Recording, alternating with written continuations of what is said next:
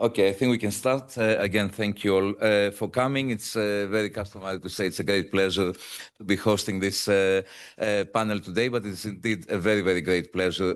Those who know me know that I have my kind of origins from the green movement in Greece in a previous life. So it is really also very personally a very great honor and a happy moment to be hosting today a panel on the green politics in Greece. But it's not just the personal aspect, obviously, or the emotional aspect of it. I think we have actually a real puzzle in front of us in a country which has experienced a lot of political fragmentation after the crisis, a country which is exposed a lot to climate change, potentially very much affected by natural disasters and so forth, a country where people are political and they deliberate a lot, and a country where we have quite a strong or a very active green movement for decades now. How is it that in a period where in other places, including in this country, the green movement is actually doing quite well, taking off, when even the European Commission talks about the green transition, has a Green Deal, and everybody is much more environmentally conscientious and so forth, how is it that the green political movement in Greece has not gained currency, had some successes, but mostly difficulties, failures, and so forth? So among the questions that I asked our panelists today when we were preparing for this event was, is there something wrong with the Greek DNA? If you're Greek, you cannot be green. Is there something exceptional about Greeks? As we know, the Greek exceptionalism in the political science literature. Is there something the political, the regime of political competition? Is there something about the particular political space that has the problems? So these are all questions that I think are worth examining. And it's a really great pleasure to have some very, very excellent speakers to talk to us on this topic today. I will now consult my notes a bit more and introduce the speakers in the order that I will invite them to speak. Our first speaker will be Yannis Paraskevopoulos, who is a historical member of the Green Movement in Greece. He's a founding member and former co-spokesperson of Ekologii Prasini, the ecologist Greens. And he has worked closely with office-holding party members, Ms. Andreadaki, the MP in the early 90s, with Michalis Tremopoulos in the early 2010s as a member of the European Parliament. And he also was part of the co-founding the Prasini, which is one of the other green parties in Greece. You will hear there's quite a few of them. Immediately to my left, our second speaker is Iosif Botetzagias, who is professor in the Department of Environment at the University of the Aegean. Iosif has written extensively on the green, and we're just saying not only on the green political spectrum in Greece, but his one of his first studies were about the Ekologii Enαλλακτική, the Federation of Ecologist Alternatives in Greece, the first Greek Green Party, 1989-1992. Which is published in a 2011 book by Iosif. And since then, he has followed, of course, the movement, I think, both academically and also extra-academically, extracurricularly. Our third speaker, we will move online, and we will have Theodora Nantsou, who is head of policy at the WWF in Greece and chair of the strategy board of WWF on of its European policy office. Theodota has been active in the third sector in environmental issues for many, many years. I noticed she has a master's degree in environmental ethics, and I like that, not just environmental policy, but actually the ethics surrounding environmental issues. And she's worked, obviously, on issues relating to climate change, environmental conservation, sustainable development, governance, and so forth. And last but not least, our last speaker is Petros Kokkalis, who is secretary of the party Kosmos, and former member of the European Parliament, where he got elected with the Progressive Alliance of Syriza, but then joined the Greens, the EFA group in the European Parliament. He's worked in different committees, in the Committee of the Environment, Public Health and Food Safety in the European Parliament, and previously has been Vice Mayor of Piraeus, and I think more in his professional capacity, he's also, among others, co-founder of the organization Earth, an environmental education NGO, and Euphoria, an incubator for green and blue economy startups. Jointly, I think our speakers cover a big spectrum, but also a very much kind of historical depth of the green political movement or space in Greece. So I will now stay quiet and pass the floor to Yannis Paraskevopoulos, who I think he will tell us more about the history, where the space comes, how it's defined, and how it came to where it has come today. Good evening. Is it okay with sound? Well, a lot of history from my side. First, personal observation. Green parties don't come in a vacuum. They have emerged in two distinct waves. The first one in the 80s, based on post-1968 movements. The second one around 2000, based on post-materialistic values. Greece was lucky enough to have a share in both waves. First wave, Οικολογία Εναλλακτική, a short-lived project from 1989 to 1992, and then established in 2002, Οικολόγοι Πράσινοι, remained relevant for more than 10 to 15 years. The starting point for the green movement in Greece was a mini 1968 in Greece. The first ever Greek campus occupation movement, opposed by both a conservative government, but also by the established leftist parties as well. This movement sparked a series of so-called new movements, including about ecology, especially about air pollution. Nephos is the Greek word, the Athens smog. This same period was marked by the start of the West German Greens. They provided an inspiration, an international reference point, even links to Greek precursors, especially a short-lived anti-nuclear campaign in the 70s, because the Greek plan for the nuclear power plant was shelved very early.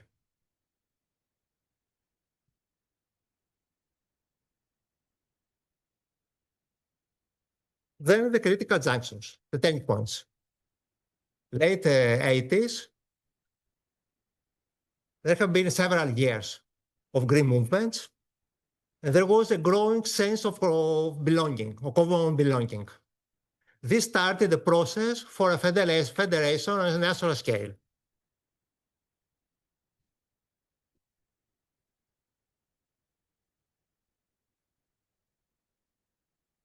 Before the federation could be founded, there was an ad hoc list for the European election, bypassing all active groups. It received a bit more than 1% and catalyzed and hurried unification. A federation was established under the list brand. It was Οικολόγοι Εναλλακτικοί. Just 2 months later, a Green member of parliament was elected in a hung parliament. That brought a huge publicity wave, but were completely unprepared to capitalize on both. Weakened and introvert, with a lot of internal power struggle, it fell apart just 3 years later amid conflicts over nationalism, which was a very hot issue these years. You know about the name of Macedonia and so on.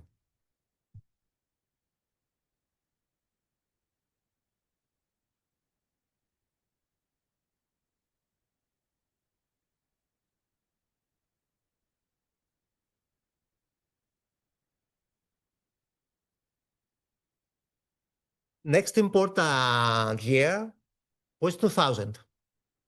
We had a very strong constitutional protection of environment. It's called Άρθρο 24, Article 24. This one was targeted by both socialists and conservatives in a constitutional revision project. This sparked a strong backlash and a renewed demand for a Green Party.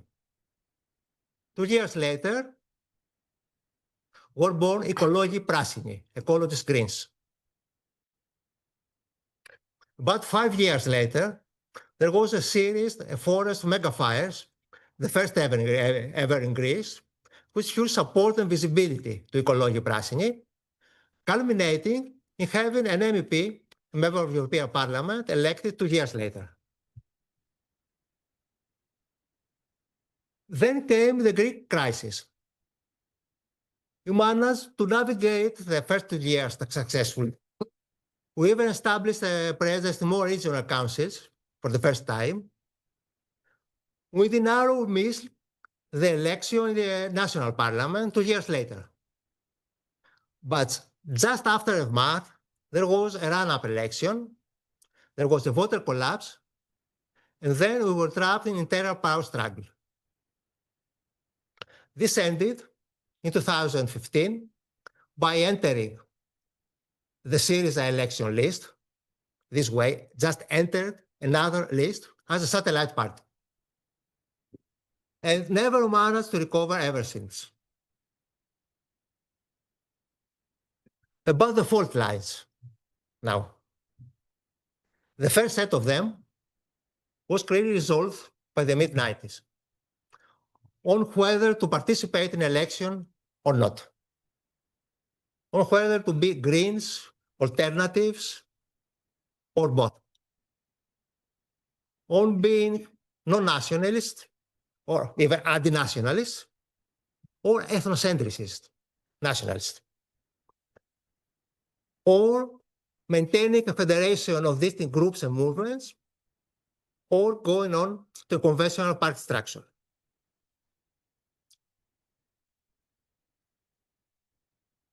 Next stop was in 1991, the NATO bombings on Yugoslavia, which were very fiercely condemned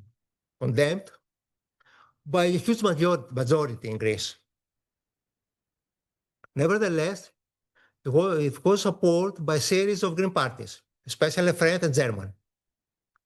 And this created bad image, a negative image. This support epitomized for us Greens, Greek Greens, all Green compromises while in government, especially in Germany.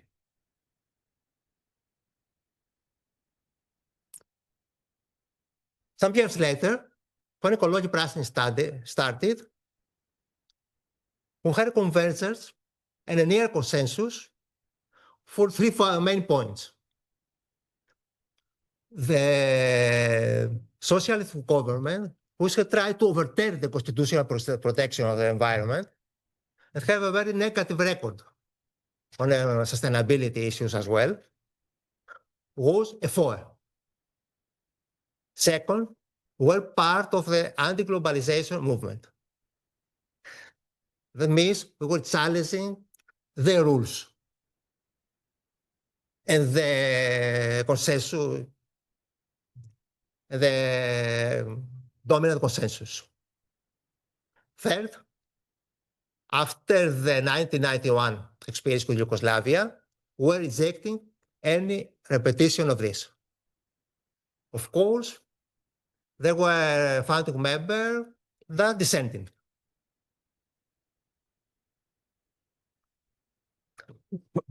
As it grew, there were emerging competing strategies implicitly. And this is very, very important. The first strategy was being beyond the left and not systemic, somehow like current UK Greens.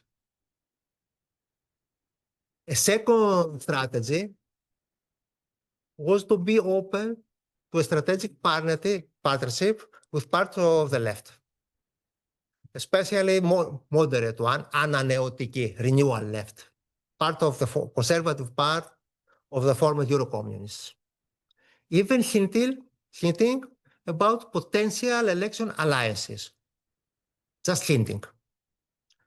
A third parallel strategy was to make openings to the political center and to socially, as we called, liberal audiences. Remote inspiration from Fischer's term in the 19th German Greens.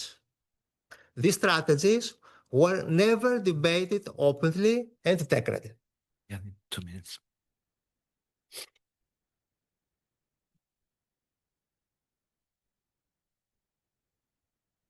Another full line missed, overcome, breached, was about the austerity measures. We managed to have unanimous resolutions for the first 2 years, which just collapsed after an electoral defeat. Last 4 lines inside the Syriza list then was whether to focus on being good government official or just loyal one to Syriza. This was a total failure. Behind the limited electoral success, there were two main factors. Internal weaknesses, a culture of celebrating personal initiative, independence, self-sufficiency of activists, which led to them being less accountable to the rest of us and undermining trust.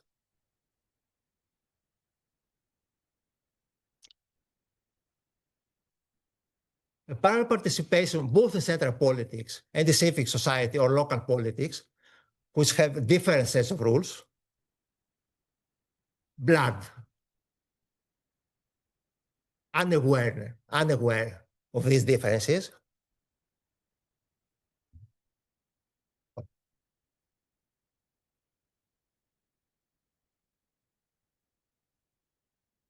And all this led to passing under the bar. But additionally, there were very challenging situations. Well, what's happening with it? Θα το πίσω.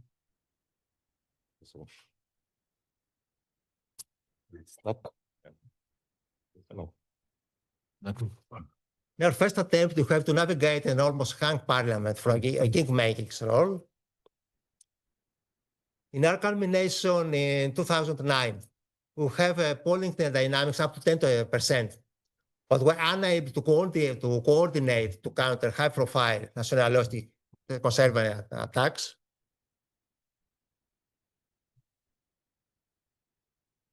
In May 2012, we had a fragmented political landscape, and previous strategies to attract voters from other parties backfired when they've got parties of their own.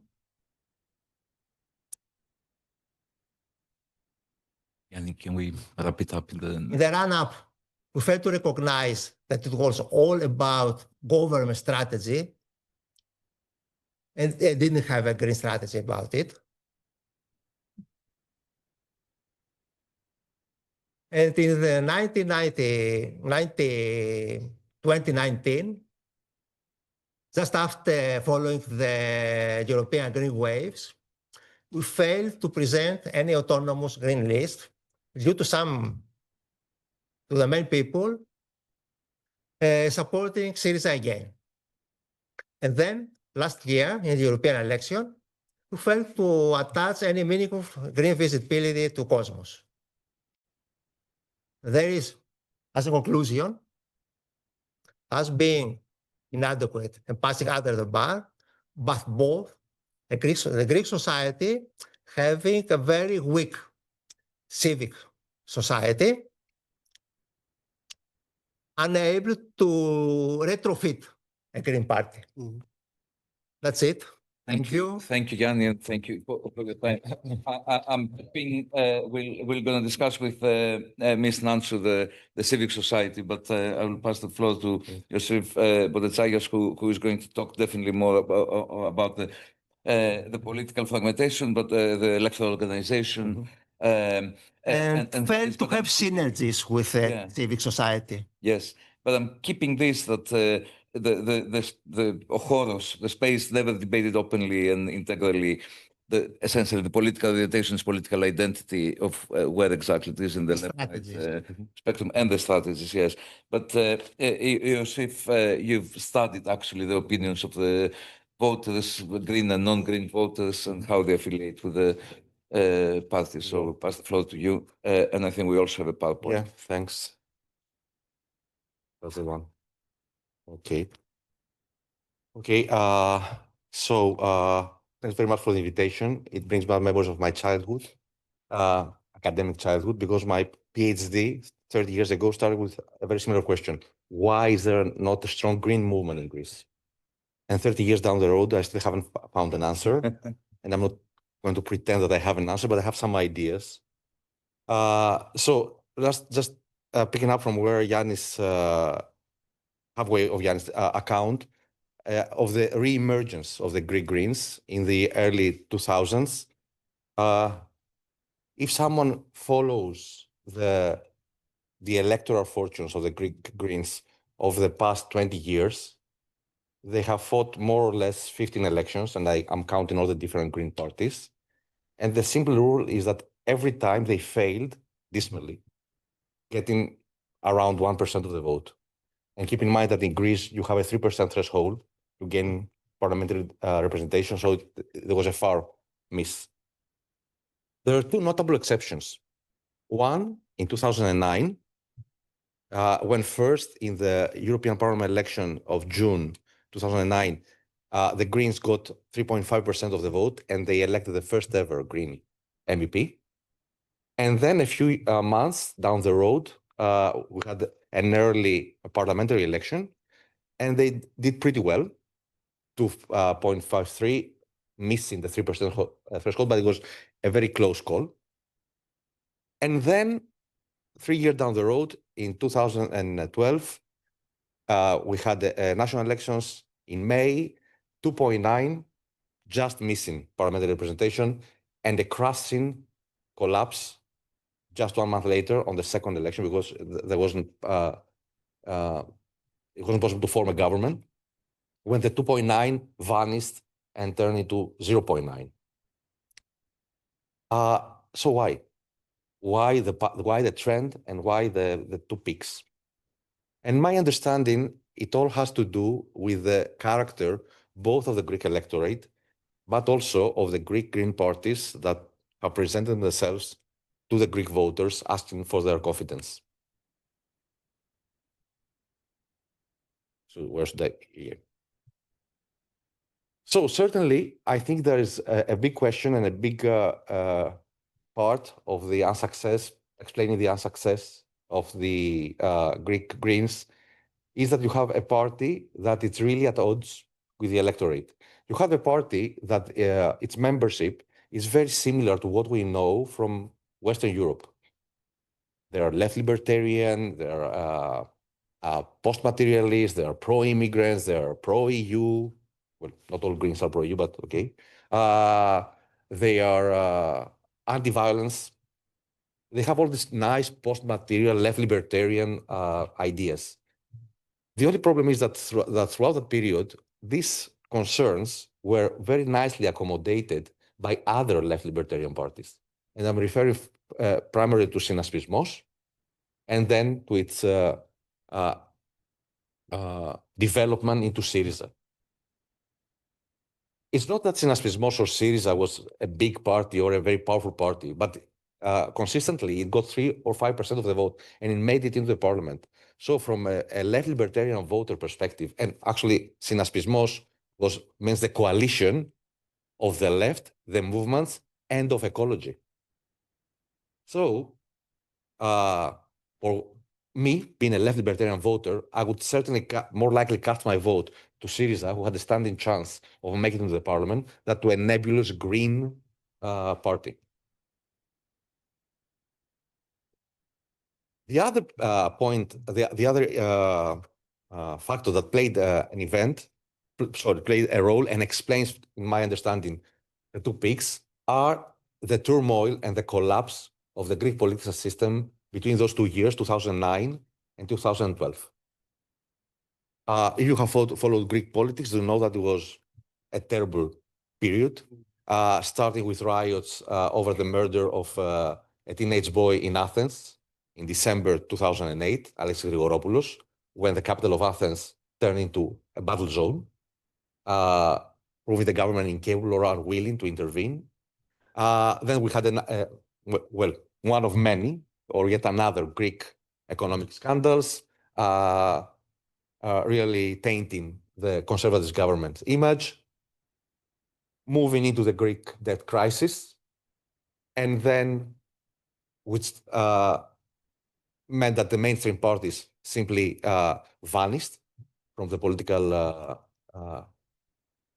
front stage, and we have the rise of any kind of fringe parties. We have the rise of the extreme right, we have the rise of the extreme left, and in my reading of the situation, we also have the rise of the Greens. So basically, these two high points, in my reading of the facts, are simply a case of a protest vote. And it's not just my thinking, but I think that the available data proves the point. Here, for example, we have an analysis of the Green vote in the 2009 parliamentary election,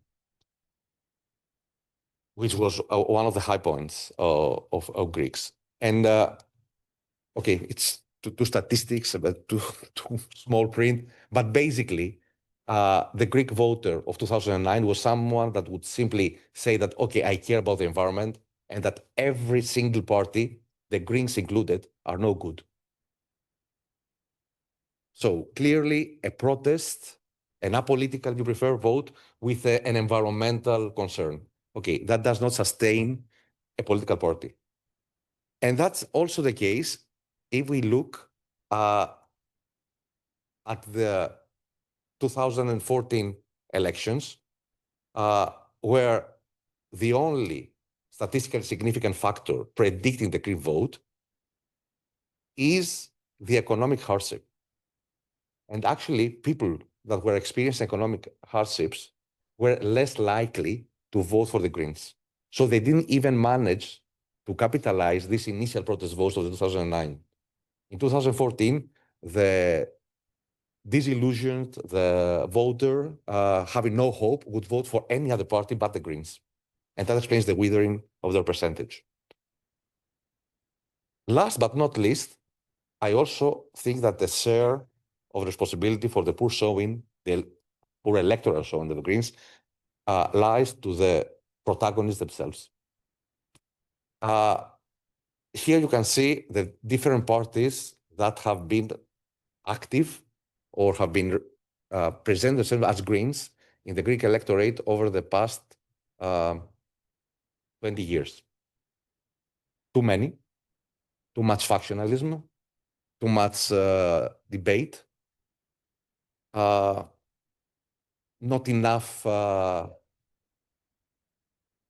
esprit de corps or willingness to put aside minor differences, or if you prefer, in more political terms, lacking the capability to see the logic of electoral competition, to go back to Green Party theory, and too much emphasis on the logic of representation, on principles, on high principles, which of course are important and they should be involved, they should play a role in politics, but at the election, at the ballot box, they don't really make a difference. So that's all from me. Okay, thanks. So I'll keep my notes. I'll ask you a few questions later. We have in the panel, of course, one of the late-coming protagonists on the last slide. I have to confess, I also spoke with one of the kind of earlier-coming protagonists privately with Michalis Tremopoulos, and I'll pass on some thoughts that came out from this conversation and later on the discussion in the panel. But before all that, let me invite Theodota Nantsu to give her presentation. And I had asked her to tell us also a bit more about this, you know, the consciousness of the Greek voter, the Greek citizen about environmental issues, and how much there is also this demand for or attention to environmental issues, as well as concerns about climate change, but also your neighborhood and so forth. So how much energized and conscientious is the Greek citizen on these things? Theodota, you can start with your presentation. Thank you, Vasily. Thank you for the presentation. Good evening, everybody. This is a very intriguing question about public attitudes in a country like Greece, a country that is a mess. I mean, people would think that in a country that is so full of garbage everywhere, biodiversity concerns, no protected areas, so much energy coming from fossil fuels, that people actually don't care. But is that really the case with people in Greece? I don't know if you can see my presentation. I think you can. I like data, and I like to put them together, and I love to read surveys, because knowing what the public, whatever public means, knowing what the public in Greece think and people think is not very easy. One of the reasons is that people express themselves mainly on social media. Other than voting every 4 years, there are not many officially valid ways of people expressing their, their opinions, their frustration, their concerns. This is a slide. This is data from the Global Climate Change Survey. It is a global survey, as its title states, and has taken place in, I think, 120 countries all over the world for 2 years, and has some very interesting questions, which show some very interesting data for Greece. This slide shows the results of the survey for the European Union. The green line is a very tricky question, because most surveys just ask people, do you care about the environment? Are you concerned about the environment? Do you think that climate change impacts your simple questions? A question that actually shows how much people are actually concerned and are willing to give in order for crises like the climate crisis to be solved is this one. How much would you be willing to share? Would you be willing to contribute 1% of your income? That's real money. If somebody could promise that the climate crisis would be solved like forever. In the European Union countries, Greeks replied a very clear yes by 78%. This is a very high number. The red line is, I think, more interesting. What is the percentage that you think actually reflects your country's, the reply of the people of Greece to the same question? This is very low. This is below 40. And Greece has one of the largest gaps of, say, awareness of other people's within Greece, other citizens' real concern about the environment. I think that this is interesting, because it also shows not just a general lack of awareness, but it leads us to understand that there are no official forms of expression of citizens' opinions and attitudes apart from voting every 4 years. Same survey. are governments doing enough? No, that is a very clear no. Again, in the case of Greece, one of the highest percentages in the European Union. And I mean, that is obvious. People would always state this as obvious. The Greek government needs to do more about climate change. So there is a lack of confidence that official policies by the all Greek governments. This survey took place in between 2001 and 2021 and 2023. And the results were published in Springer Nature just last year.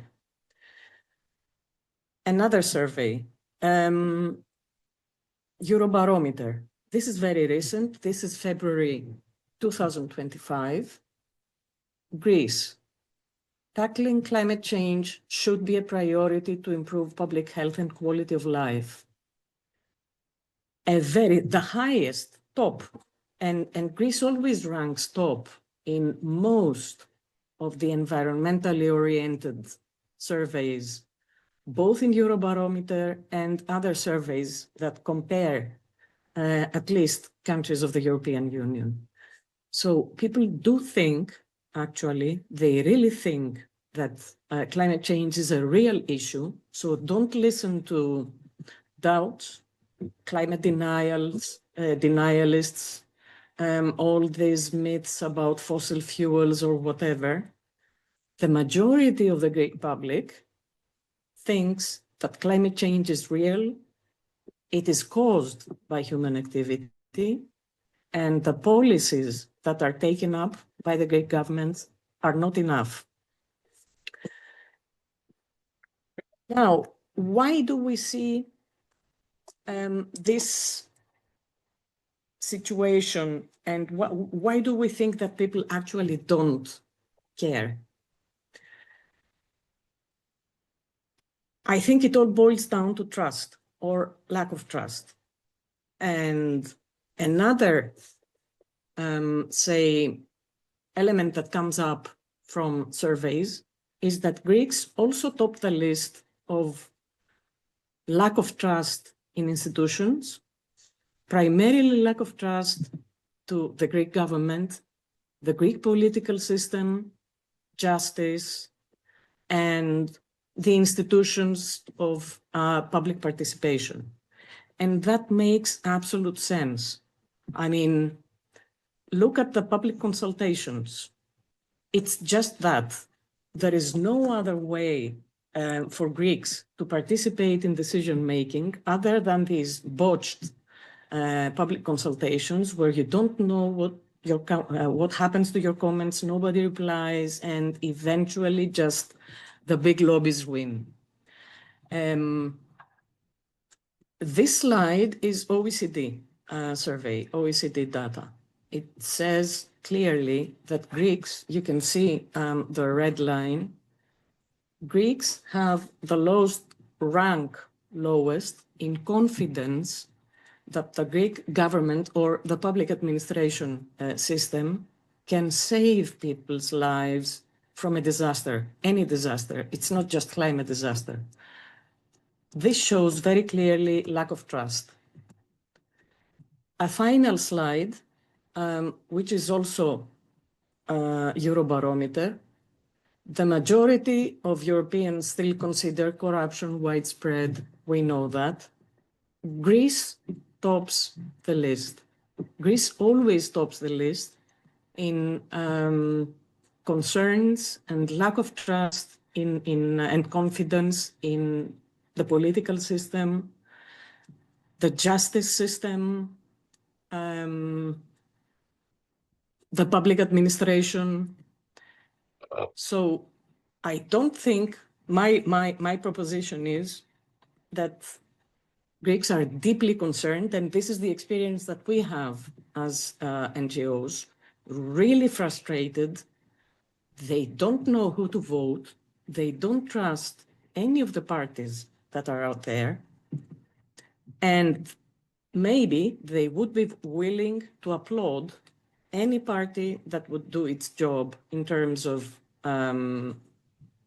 actually contributing to the protection of the environment, to solving the problem of waste, to advancing renewable energy and ending fossil fuels. All this is experience from our daily interaction with members of our own organization or the public out there. So it all boils down to lack of trust. I think I will close with that and leave it to you, Vasily, if you have any questions or... Yeah. Thank you, Theodota. Very well timed. I mean, this opens the floor, I think, to the question I want to ask to Petros Kokkalis, but it's also interesting to see if Greeks are so environmentally, alert and so forth, how they would react to the latest news today that we're going ahead with drilling for liquefied natural gas in the Ionian.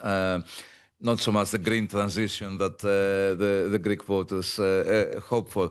But then, Petro, again, to introduce your speech, if people are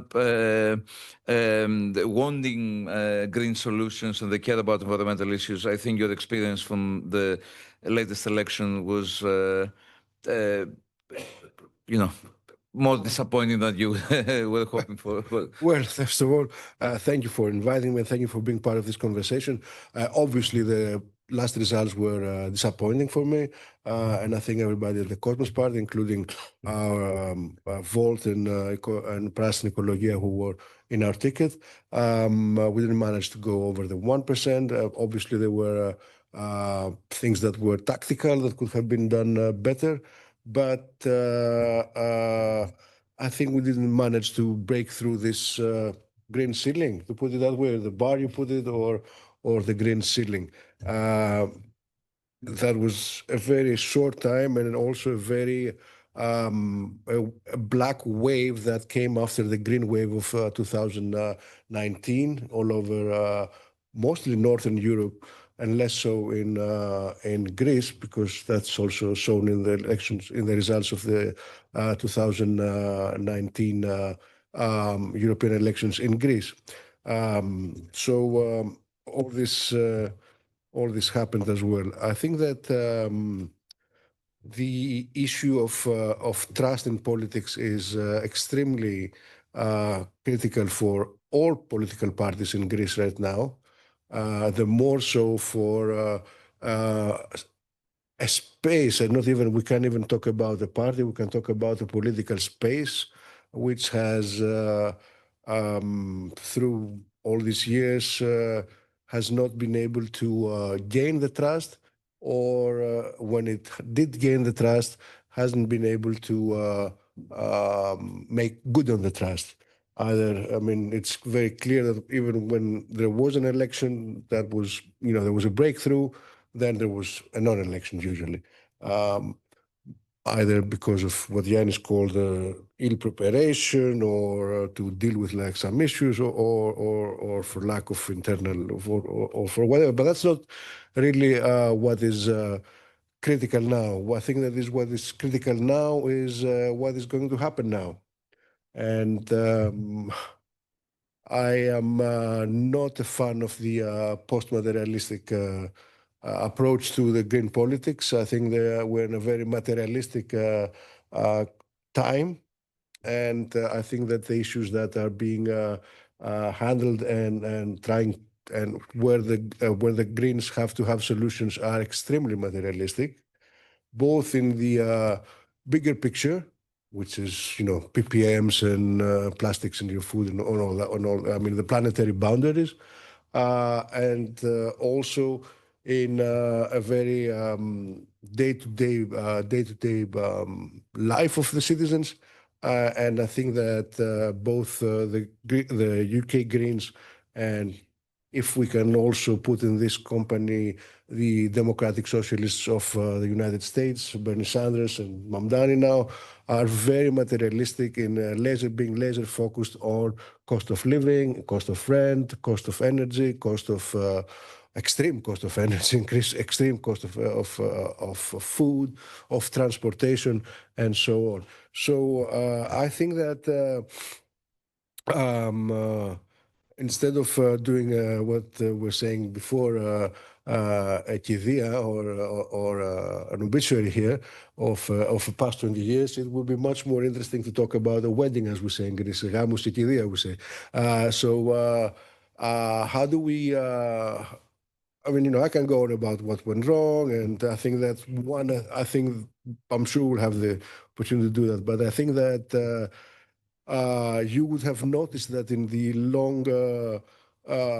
long list of parties that have run for elections in Greece in the green space, Kosmos is the one party that didn't use the word prasini or ekologia, which has been used, as you have seen, those of you that are Greek speakers, has been used in pretty much every possible combination. So there was a very widespread feeling that this was, let's say, a brand that did not have traction of trust.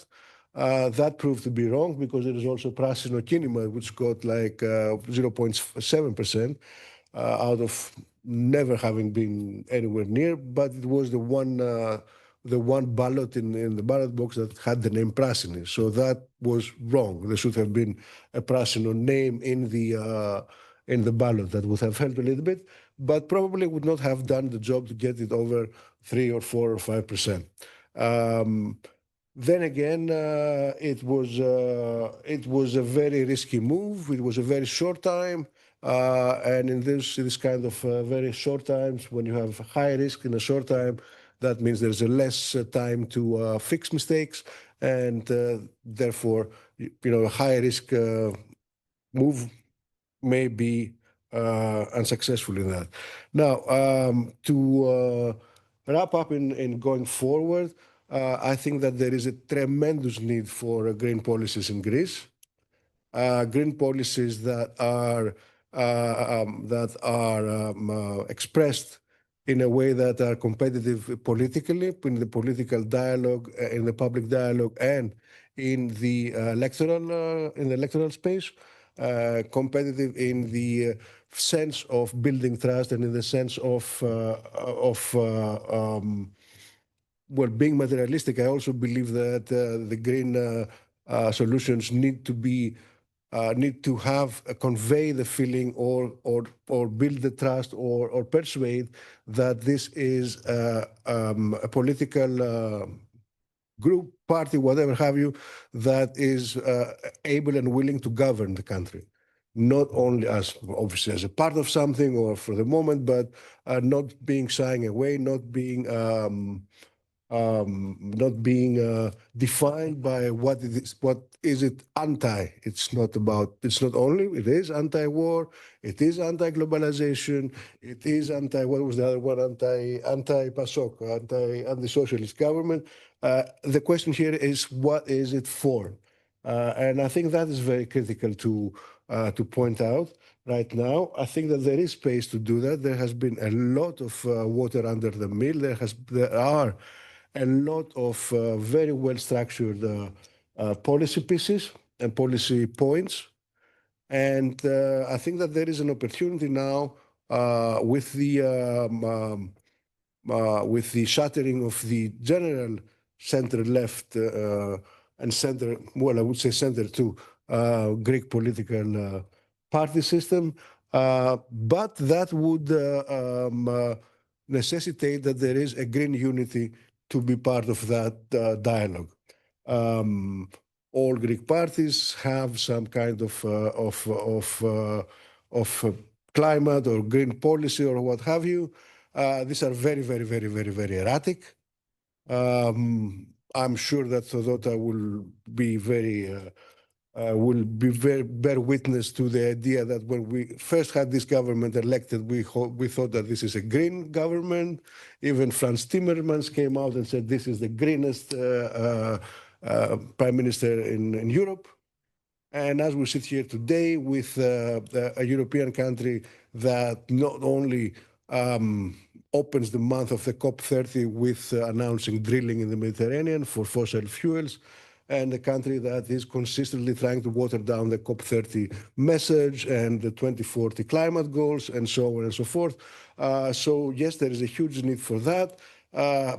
Also, the left parties or the center-left parties are very uneven, even internally, into what they understand as climate politics, as climate justice, as the idea of the green transition as an opportunity and not a cost, and as the understanding of well, how I can't put it otherwise, the class structure of climate justice. So this is a very big opportunity here for all of us in this discussion here and and digitally to take this a little bit forward. Thank you. Thank you, Petros. Really very useful because it opens up to a couple of questions that I wanted to ask, and I will pass the floor to each of you. But I would want to start with Iosif on this idea that if there is sort of like the success of the green parties cannot, green parties cannot be very successful in a place where the left is very strong because it kind of absorbs. And you showed also how Syriza's Nationalismos was the party to go to pass the threshold. And now, if we have this fragmentation, and if there is this kind of what Petros was saying about this kind of concern, urgency to, or even in Theodora's presentation, urgency to express things about sort of environmental things. Do you see the political landscape allowing the growth if other conditions are met? The handling, the whatever personality or whatever other issues. Do you see the space in Greek politics? For the Green Party? In a single word, no. The idea of the competition between the left and the Greens is something that comes from the 80s and the 90s. I'm not sure that it's now that's the case, and I would agree that now the Green parties can have more success by being really materialistic. What we're seeing in Greece now is, in my understanding, a green backlash. I have a question for Theodota and all this nice Excuse me. Opinion polls. Greece saying that they're willing to give 1% of their income for protection of the environment, top of the Europe. So Theodota, maybe when you come back, could you please tell us what's the percentage of Greeks being members of WWF Greece compared to other European countries? So it doesn't have to give 1% of their income, just giving a membership fee to WWF. Is it top of Europe or we are at the bottom? Capita WWF membership. Yeah. So we're seeing a green backlash. We're seeing the rise of populist parties. Even in parliament, but also in the society, people are questioning climate change. They're questioning renewable energy projects. We are lamenting that the government is drilling for natural gas, but I bet you if you go in Cinema Square tonight and ask people, what do you think of that? They said, of course, like they said about lignite coal. It's cheap, it's ours, let's exploit it. Let's drill it, let's sell it, let's make money. So, to be honest, I don't see any future for a Green Party in the short term in Greece. Because, as I mentioned, there's a big green backlash on one side. On the other side, you have so many parties, the conservatives, the socialists, the left, who care. Of course, they care about the environment. So you have to find, being a small fringe party, a political space that is deeply fragmented, it's very difficult to articulate a distinctive rhetoric that would attract the voters. And keep in mind that you are appealing to such a small segment of voters.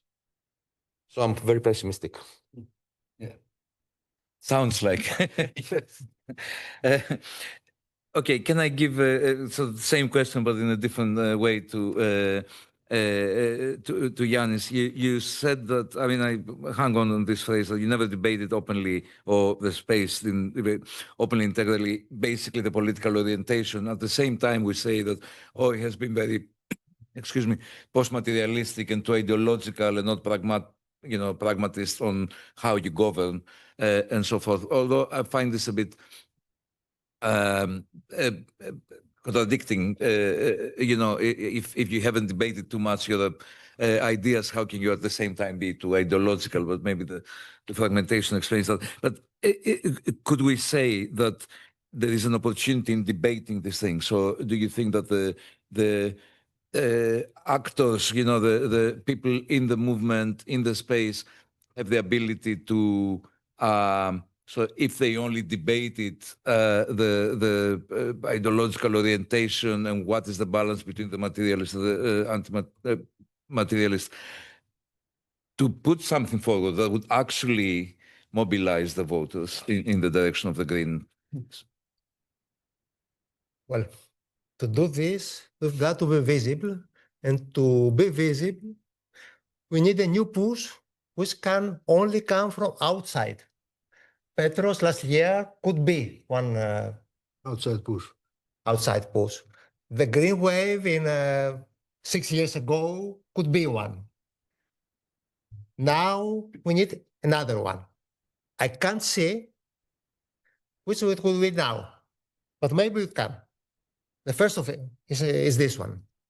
The second, since the start of the Greek crisis, we Greek Greens have also been materialistic, and thus has had an appeal. For example, in 2012, 1 out of 4 voters considered voting for the Greens. 25%. And the issue with the left from 2006 to 2012 were growing in parallel, in spite of this of front of the left against the Greens. That changed only in the mid-2012. About the marriages, which Petros talked about. No possible spouses available. No? Possible spouses available. There is a very strong sustainability deficit in the Greek left, including when they were somehow allied with Greens. Okay.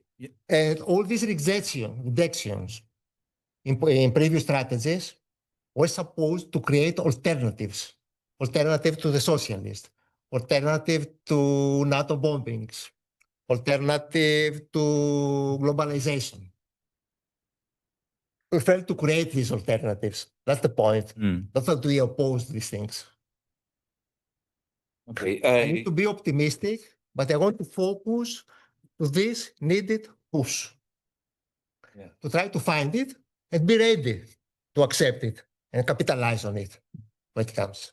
I thought I rely on you to give the optimistic note. You have a kind of question from Iosif to tell us if this support translates into actually paying money for membership fees for WWF and so forth. But I know also there was a study, I think by Kappa Research for Heinrich Bell, an institute in Thessaloniki, I think, for the green vote and so forth. And if I'm not so if I remember correctly, one of the things that were there was that the likely person to vote for the Greens was a voter of Mera, so the Varoufakis party, which shows a particular red or left type of voter, so much more militant, I guess, than the average WWF member, although I don't know the profile of your members. But also this idea that, and I think Yannis referred to it, that, if you could vote for 2 parties, probably a majority or a very big proportion of Greeks would vote for the Greens as a second party, but kind of never as a first party. So can you tell us something about the membership, the intensity of, all the things that you mentioned? Do they really mean it? do they just say it in questions? First, trying to answer Iosif's question. It's not the same thing when people say, I am willing to contribute 1% of my income to the solution of the climate crisis. That doesn't equal membership in an organization that can help in mobilizing or changing policies and all that. Also, that doesn't mean that people are willing to vote for a Green Party. It means, though, that they are willing to make a sacrifice if they can trust that the climate crisis can be solved. And that is something we can build on. You can build a debate on this. And it is indicative, it is proof, according to my reading and my readings of that data, that Greeks are actually concerned about the environment, but they are disenchanted, they are disillusioned, they are lost. It's a chaotic public debate out there. And we think that there is a green backlash, but actually in Greece, we don't see it. The problem with Greece is that we only see the social media debates and they magnify hate. This is how social media works and the algorithms and everything. They magnify whoever wants to get out there in the public domain and start cursing, start spreading lies or whatever. And the people that don't, they remain silent. It's like with illegal buildings. We tend to think that everybody owns an illegal building in a forest in Greece. That is absolutely not true. But it is that minority that is more vocal because they have a vested interest to fight for.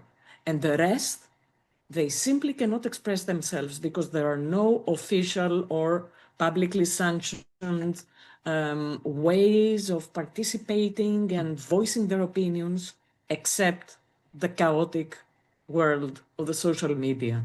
So what we see is that a constantly growing public is absolutely disenchanted and reaches out to environmental organizations because they are more neutral, they are non-partisan, and they do not fuel antagonisms and or we try to not fuel negative feelings. Many people come from we wouldn't expect that, but from conservative circles, Christian circles, which is really surprising. I don't know if these people would be willing to vote for a Green Party. I've never asked any of these people, and this is a taboo question for NGOs, yes, because it is a rule that we remain non-partisan. But you see people from all the entire political spectrum. The only part of the political spectrum that we never touch and is like a red zone for us is the far right. But the rest, there is a growing concern, there is an agony about what is happening out there, especially after Daniel and the repeated disasters and the new normality of uncontrollable mega fires. So they see this as climate change. This is clear. They see the need to protect Greek nature, ecosystems, change policies as a matter of life and death. They don't know who to vote. Thank you, Theodora. I want to open it to the audience, obviously, for your question. So, Petros, can I ask for a very quick answer on the? Yesterday, I was in another event, and Robert Habeck was talking, who's the former federal Minister for Economic Affairs and Climate Action in Germany, obviously from the Greens, and. He was talking at a business conference in Athens, actually, and he was saying very emphatically, very with a lot of passion, that we want industry, we just want green industry. And in Germany, we have achieved to have green industry, but the future of Europe is industry. So we want to industrialize and so forth. And I wonder whether sort of being unapologetically on the does the job kind of thing, and then, you can, Well, I think that's the solution, Well, I think I mentioned earlier the idea that we have to deframe the propaganda. I would say the conservative or black or petro propaganda that there is a cost to climate action. I said before that we have to reframe the green transition as an opportunity, not only as a saving line, but also as a huge economic opportunity. Very much like the way Biden put it, that I hear jobs, jobs, jobs, and it's very clear that Europe is going nowhere with this policy of backlashing, especially the one that is led by the European People's Party and also our government as well, being part of that. The idea of competitiveness. At the same time, we are trying to stop Chinese dumping from Europe, whereas China, which has managed to have an industrial policy and has been able to dominate all the new economy businesses. They are the first in solar panels, they're the first in wind power, they are the first in automaking, which was like a joke 10 years ago if you said the Chinese car. And now the European problem is, and the German problem, the problem Mr. Habeck had, was that Mercedes-Benz and Audi cannot sell cars in China because the Chinese cars are better than the German cars, and they're cheaper than the German cars, and they don't need fossil fuels to run, and they're cheaper to run as well. So this, I think, is a kind of a trap we fall in, very much like the trap we fell in the previous European elections, where we had a huge attack from the European People's Party and a lot of the parties to its right, which are becoming bigger than the European Party, that with the farmers' protests, that this was a problem of the green common agricultural policy. Common agricultural policy, which was voted down by the Greens, was rejected by the Green Party, was voted by the same European People's Party with triumphant declarations that this is it, this is the fantastic common agricultural policy. And yet the idea of the backlash was that the problem of the farmers is the Greens. So when you are against this kind of irrationality, let's say, and alternate realities, I think I would stick to the numbers here. Like, so that maybe not Giannis materialistic, but being very materialistic in that we need to show that the way forward, the smart way forward, that is going to cost less to everybody and is going to make everybody healthier and richer, is green, not black. And that's what we're saying now with the drilling in the GNC. And we are being bombarded by the idea that there's going to be a flood of money in Greece. And this is money for everybody. Money, well, for everybody is something that happens via mechanisms like OPKP or other clientelist networks that work on corruption and political corruption. And this has resulted in Greece has been used 100 billion euro grants since the common agricultural policy, which have resulted in less people living on the villages actually being deserted, has resulted in less land being cultivated, has resulted in less value of agricultural products. And that's 100 billion euro money, not exactly for everyone. So now with the drilling, we have actual agreements signed with these companies which very clearly state that, as happens in most countries, the possible potentially found fossil fuels is going to be the property of the company.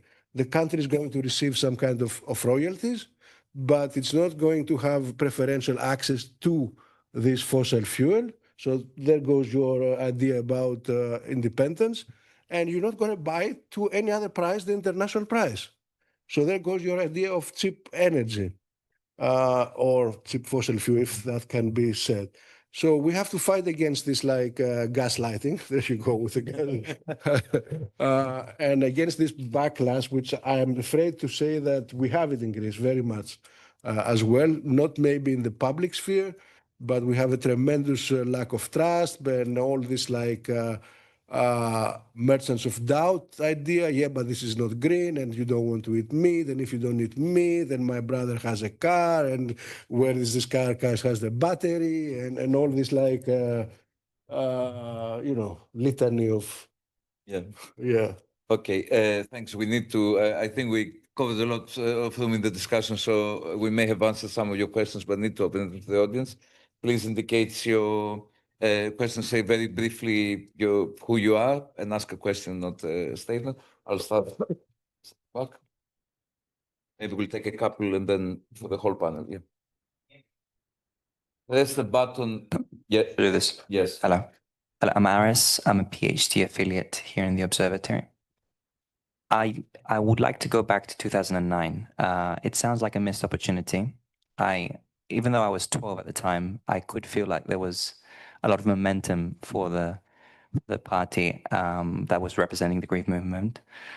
From what you know, from what happened at the time, what was the electoral strategy in order to capitalize on that moment? And was the issue an issue of campaigning, personnel? What was it that went wrong, and what learnings were then taken in future campaigns? I think that's a question probably for Yannis. Definitely. Okay, Yanni, please answer that, and I will. You sum up the question. You take more questions or answer No, one by one? if you Sure, want to for ask. me. Yeah. Would you sum it up? So I think, no. like based on the 2009 result, what was the strategy of the party? And it seemed like it was on a path to capitalize on it and do better and better. So what was the I don't know, the strategy mistakes or any other factors that kind of didn't allow that to happen? 2009 was an abrupt stop in our dynamics. We're polling just below 10%, and then we've got 3.5%, and then 2.5% in the national election. And then came the Greek crisis. Our whole agenda was seeming totally irrelevant. We had to work to make it relevant again, to talk about the Green New Deal, combining a solution out of the economic crisis with solution green responses for the economy, for the social crisis, and the environmental as well. Connecting all this. We managed to have it work for 2 years, but not more. We didn't go so well in the first 2012 election because there were too much parties and we lost votes, especially in Athens, polarizing all over Greece, the rest of the country. And then there was a run-up election, which were totally irrelevant. It was about governing solutions, and we were still talking about green responses to the crisis. So it were irrelevant. It were also technical issues with our campaign. This was the start of thinking. Can I just say, if in 2010, 11, there was a Green Party in Greece which said, we've been talking about consumerism and over-indebtedness, or, like the consumerist model that feeds into this kind of, that relates also to debt and, fiscal debts, but also current account debts and so forth. And maybe if it took a pro-memorandum stance, would he have lost, of course, a lot of it from its left, but gained some of the Christian, environmentally concerned members of WWF?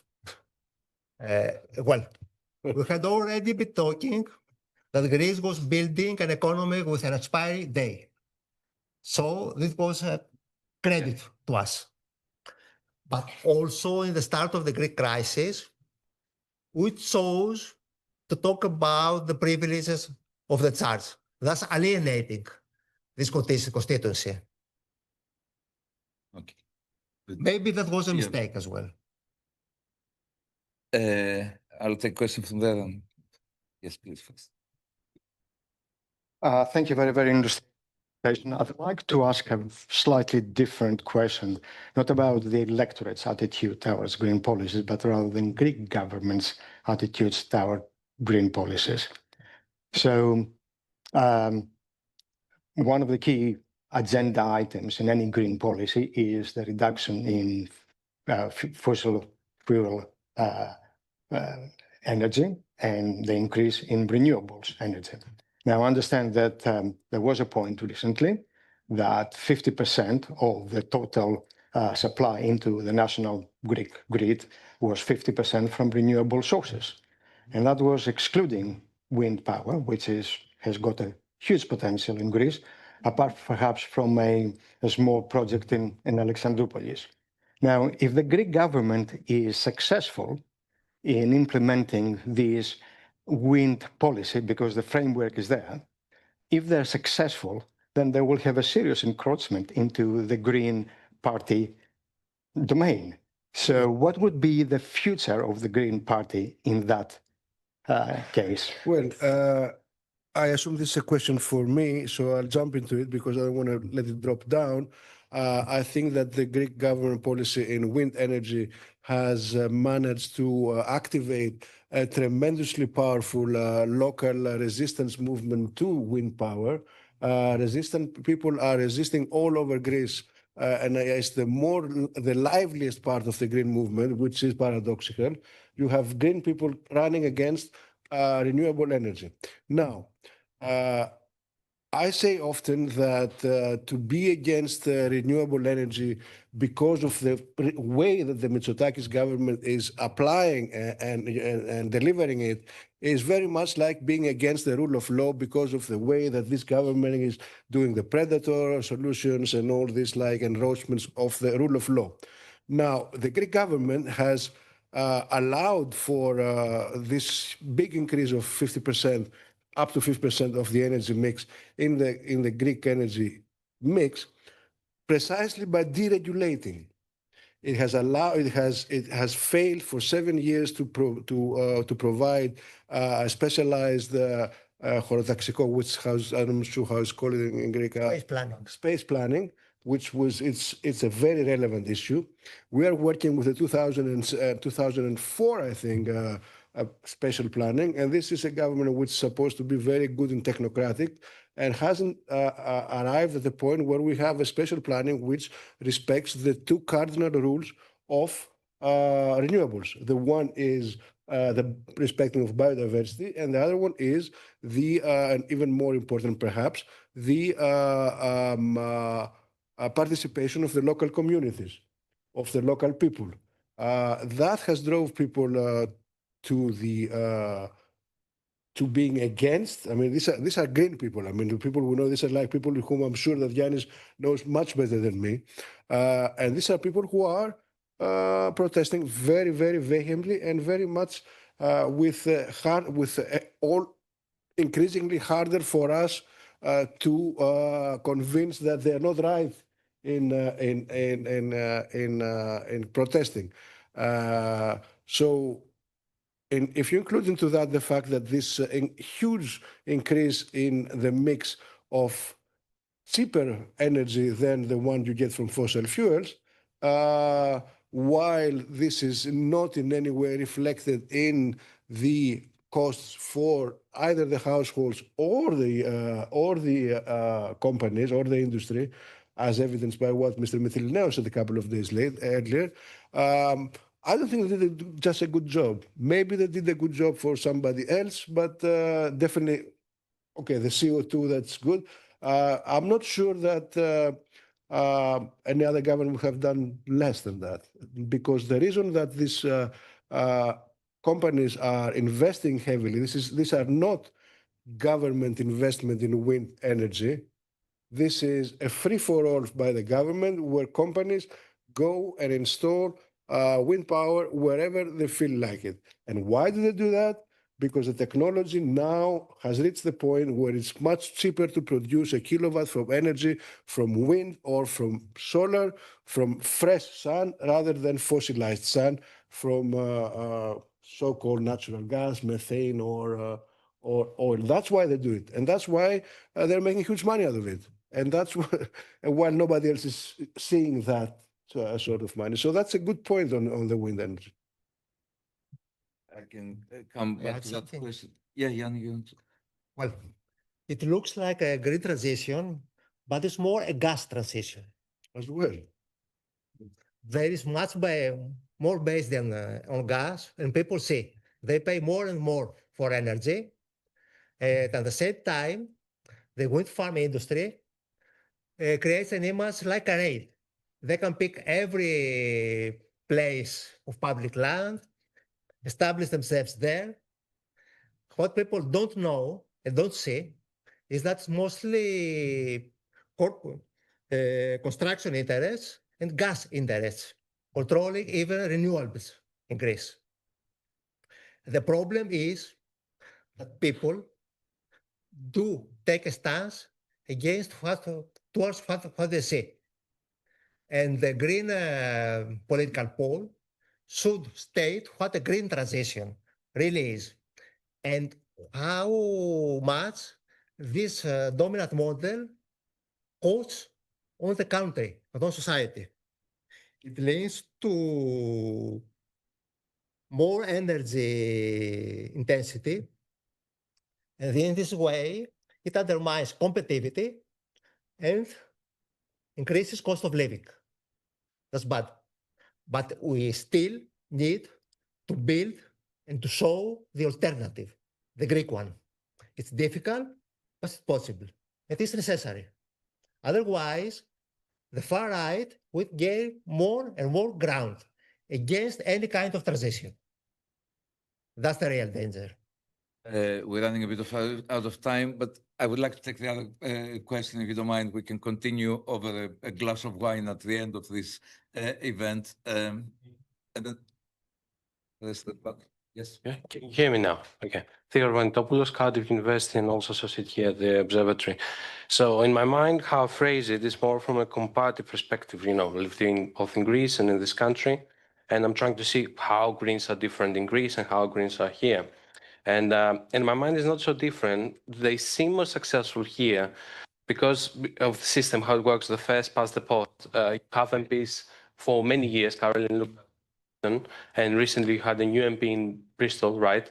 And what this reflects is more of a local dynamics on how specific MPs were close to the communities and they were they're managing actually to support the needs and the demands of the local population, and that is more progressive and also in Bristol. And this is how historically, at least, Green Party. Recently, they changed to Polanski, the new leader, and he came ahead with this new agenda of eco-populism, right? And in combination with the disillusionment of the voters in the UK towards the right, because it doesn't succeed much as it seems to many other fronts. It seems to work, right? So if I compare this with Greece, would it be the case for eco-populism now, especially now the center-left spectrum of the parliament is, dissected in many parts? Is that something? Okay, Iosif, do we need an eco-populist? Well, we had an eco-populist and of the extreme right in the past in Greece. Golden Dawn had a right wing, green wing, connecting blood and soil and nature and everything. Now they're all in prison. So I don't know if an eco-populism agenda could work. Certainly the populist agenda is working. It could, it might, but it will be just guesswork. If I may, I would just like to just a thought. This discussion, we're talking about what Greens can do and why Greek Greens are not successful. And I think that what's lurking, actually the elephant in the room, is what kind of green we're talking about. A former professor of mine, Andrew Dobson, wrote in one of his most famous books, Green Political Thought, just because the Queen of England would put gasoline-free, lead-free gasoline in her Rolls Royce, doesn't make her a green. So maybe, and that's just a thought, we need to think about all these ideas about promoting renewable energy in nice places, not everywhere, and the investing from carbon. Is this exactly what the vision of a green party should be? In a country and in a planet where the footprint of the economy, of the green economy, is increasing year by year. That's the only alternative that Greek have to offer, that I'm going to have some more wind farms and some more renewable energy and do it better. If that's indeed the only option, the only offer we have on the table for the electorate, I personally would not vote for such a party. I think this is interesting because it reminds me of some discussions I had 30 years ago. But I mean, you know, the question about whether you need to be anti-capitalist in order to be green clashes, of course, with eco-populism, the success of the Green Party in Germany, and the kind of materialist approach to politics. But let's keep this thought to continue it over a glass of wine. I would like to pass the floor to Theodotas for the last comment. I don't know if you would like to comment something on the renewable energy mini debate that we had a couple of minutes ago, and this kind of the green resistance to green energy in Greece. And any other thought you have on any other questions that were out? One point I would like to make is that companies, wind energy companies, are on many occasions the worst enemies of green power, of wind power, because they commit crimes. I mean, they don't do their best to construct top or best practice wind parks. In relation to the spatial planning and how they select the places where they will build their wind farms, it's actually not a free-for-all situation in Greece. The restrictions are so many that the so-called free land, where they can ask for permission to construct a wind farm, are just protected areas, Natura 2000. This is unrestricted land. They cannot, no wind farms can be built close to inhabited areas. You need a long distance. Many areas are restricted due to archaeological or other restrictions. We cannot talk about military restrictions. They are huge and you don't even know them because you don't see them on a map. They are secret. So you just file for a permission to construct a wind farm and you just don't get it, but you wouldn't know about it. So on the one hand, you have very bad practices that correctly, rightly so, fuel reactions. On the other hand, you have a government that absolutely hates, I think, renewables. So it just lets them flourish. Whoever manages to get a permit, that's good. We will celebrate. So indeed, Greece has a growth in renewables, but does not have the grid, does not have the batteries, does not have the system to support this very, indeed very cheap energy. So we see it in the prices. We need a green movement, and I'm not just talking about green parties, but about NGOs as well and social movements and everything, that will see the real opportunity in producing green, that is socially engaging, that is cheap, best practice, and nature safe, and actually demand this as the best solution to the climate crisis and economy. Okay, thank you for the invitation. Yeah, thank you all for being here. Please join me in thanking all the panelists. I think we definitely didn't answer the question fully. We didn't end up either with a wedding or with a necropsia. But as we were saying earlier, we opened up, I think, many questions and many aspects of the issue. So if there are any people in the audience who are thinking about how to start a PhD, I think there's space for another PhD on the green situation in Greece. a number of years later. The Hellenic Observatory continues its events, and I would like to announce also that we have a major keynote lecture next Friday on the 14th of November with the Finance Minister, Mr. Pierakakis, being in conversation with me about the Greek economy. I may ask him also renewable energy, but definitely the digital governance and other things. Tickets are out. Fossil economy. Sorry? Fossil economy. And fossil economy, of course. And you can register online somewhere on our website. Thank you for joining us. Stay in tune for our future events on different topics on Greece and Cyprus as well. Again, a great thanks to our speakers. And those of you who are not online, please join us for a glass of wine, I think.